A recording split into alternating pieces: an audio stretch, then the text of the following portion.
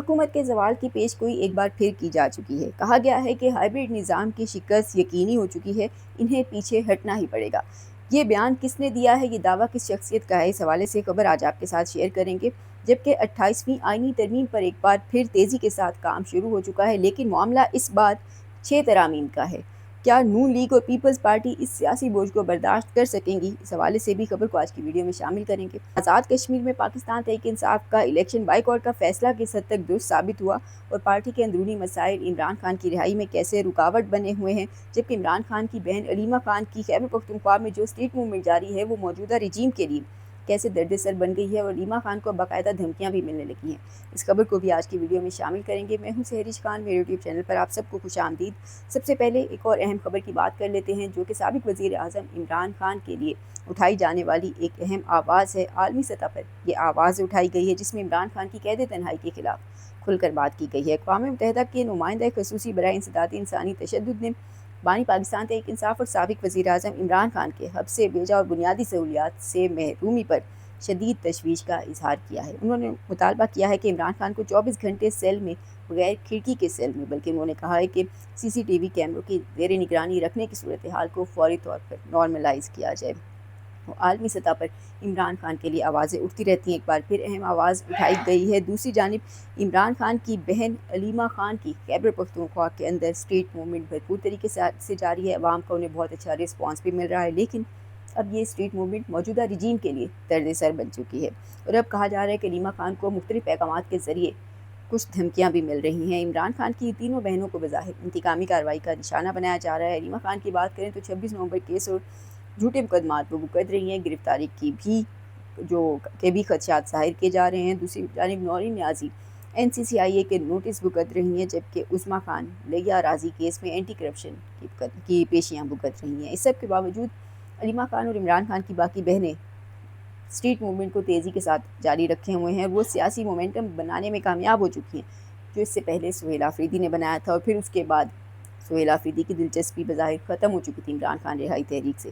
لیکن اب علیمہ خان کی اسٹریٹ موومنٹ کے بعد اسٹیبلشمنٹ کے قریب سمجھے جانے والے کچھ صحافی یہ پیغامات دے رہے ہیں۔ کہا جا رہا ہے کہ انہیں 26 نومبر کے کیس میں جلد ہی سزا سنائی جا سکتی ہے، اور کہا جا رہا ہے کہ جو 11 اگست کو ان کے والد سے ہم سماعت ہونی ہے، تو اس اگرچہ کیس کا ٹرائل ابھی باقی ہے، لیکن اس کیس کے فائنلی جب بھی ٹرائل مکمل ہوگا تو اس کے علیمہ خان کی جو سزا ہے اس کا امکان زیادہ ہے۔ دوسری جانب آزاد کشمیر کے اندر پاکستان تحریک انصاف کے الیکشن بائیکاٹ کا فیصلہ بظاہر بہت اچھا ثابت ہوا ہے۔ میڈیا رپورٹس کے مطابق آزاد کشمیر میں عوام نے الیکشن کا بائیکاٹ کیا ہے۔ ٹرن آؤٹ بے حد کم رہا، اگرچہ جو سرکاری نتائج ہیں وہ کچھ اور کہہ رہے ہیں، لیکن آزاد کشمیر کے اندر جو صحافی کوریج کے لیے گئے تھے ان کے مطابق ٹرن آؤٹ نہ ہونے کے برابر تھا، پورا دن پولنگ اسٹیشنز جو تھے وہ ویران پڑے رہے۔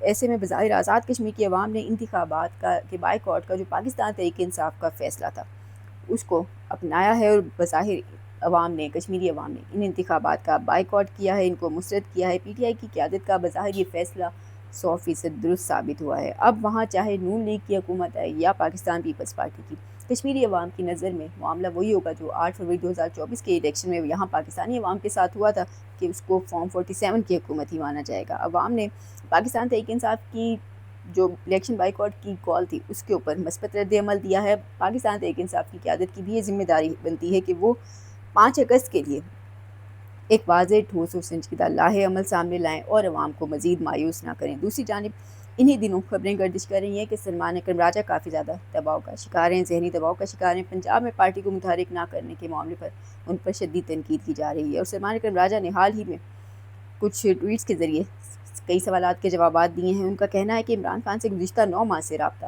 منقطع ہے، جس کی وجہ سے فیصلے تاخیر کا شکار ہیں۔ پارٹی کو اندرونی اور بیرونی سازشوں کا نشانہ بنایا جا رہا ہے۔ مزید وہ کہتے ہیں کہ سوشل میڈیا پر 3 قسم کے عناصر متحرک ہیں، ایک مخالفین، پھر دوسرے عہدوں کے حریث، اور تیسرے وہ جوشیلے نوجوان ہیں جو حقائق سے ناواقف ہیں۔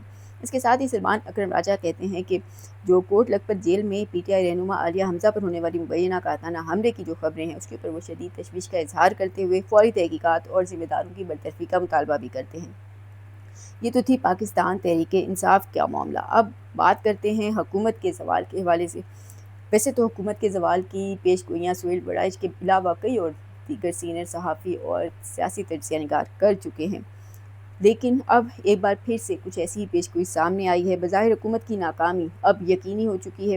اس وقت عوام میں جس سطح کا غصہ پایا جاتا ہے مہنگائی کی وجہ سے، وہ کسی سے ڈھکا چھپا نہیں ہے۔ اب پیٹرولیم مصنوعات کی قیمتوں میں اضافے نے رہی سہی کسر بھی نکال دی ہے۔ اسی صورتحال کے اوپر سینئر سیاستدان جاوید ہاشمی ایک کمپیریزن دیتے ہوئے کہتے ہیں کہ 10 مارچ 1977 کو ہم نے الیکشن دھاندلی کے خلاف صوبائی انتخابات کا بائیکاٹ کیا تھا، پولنگ اسٹیشنوں پر الو بول رہے تھے اور جولائی تک بھٹو کا تختہ الٹ دیا گیا تھا۔ آج کشمیر میں ووٹر ٹرن آؤٹ نے ثابت کیا ہے کہ موجودہ رجیم کو جانا پڑے گا، 3 دن لگیں یا 3 مہینے، عوام آج بھی 8 فروری کے اپنے فیصلے کے ساتھ کھڑی ہے۔ بظاہر جاوید ہاشمی نے 1977 کے واقعات کا جو حوالہ دیا ہے، یہ غیر ضروری نہیں ہے بلکہ یہ اہم موازنہ ہے۔ آزاد کشمیر کے حالیہ الیکشن میں عوام کا بائیکاٹ اس بات کو ثابت کرتا ہے کہ بظاہر اس الیکشن کو عوام مسرت کر رہی ہے، اور اگر ووٹر ٹرن آؤٹ ہی بہت کم رہے تو ایسے الیکشنز اپنی ساکھ پہ کھو جاتے ہیں۔ پاکستان تحریک انصاف نے راولہ کوٹ میں جو فائرنگ کی خبریں سامنے آئیں اس کی مذمت بھی کی ہے، اور اپنے اعلامیے میں کہا کہ نون لیگ اور پیپلز پارٹی کی قائم کردہ حکومت نے عوامی مسائل سننے کے بجائے جبر کا راستہ چنا ہے۔ دوسری جانب پی ٹی آئی رہنما مراد سعید نے عمران خان کے ٹویٹر ایکس اکاؤنٹ سے 23 مارچ 2026 کو کی گئی ایک ٹویٹ کو دوبارہ شیئر کیا ہے۔ عمران خان اس پیغام میں اپنے بیٹوں سے جب انہوں نے ٹیلی فون پر بات کی تھی تو اس کے بعد یہ پیغام سامنے آیا تھا۔ عمران خان نے اس کے اندر موجودہ نظام عدل پر تنقید کی تھی اور کہا تھا کہ اس ملک کے ججوں کو خود پر شرم آنی چاہیے۔ انہوں نے اپنی مراد کی خاطر ضمیر کا سودا کیا۔ وہ جانتے ہیں کہ مجھے توڑنا ممکن نہیں، اس لیے میری اہلیہ بشریٰ بی بی کو قید تنہائی اور اذیت میں رکھ کر مجھے بلیک میل کرنے کی کوشش کی جا رہی ہے۔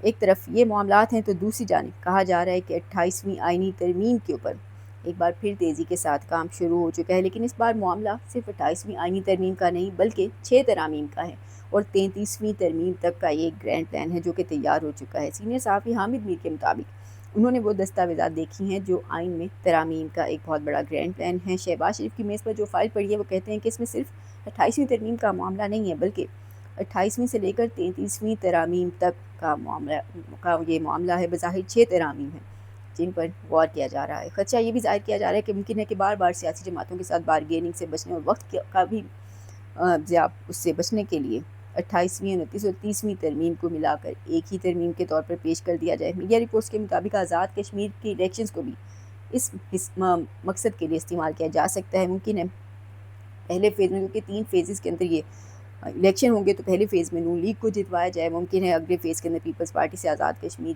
کی حکومت کے سلسلے میں بارگیننگ کی جا سکتی ہے۔